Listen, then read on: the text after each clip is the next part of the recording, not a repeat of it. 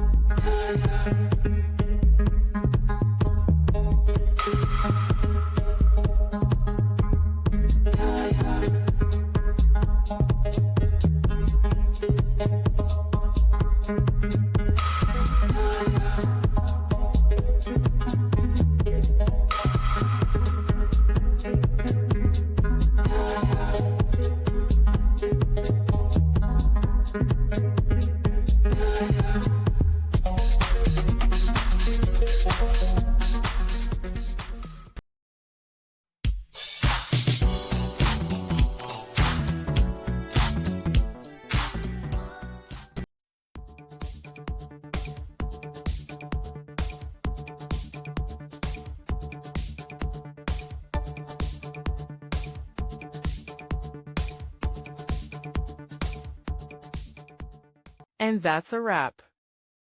I hope you found the answer you were looking for. If you did, take a second to hit that subscribe button. It really helps out. And let me know in the comments which solution worked best for you.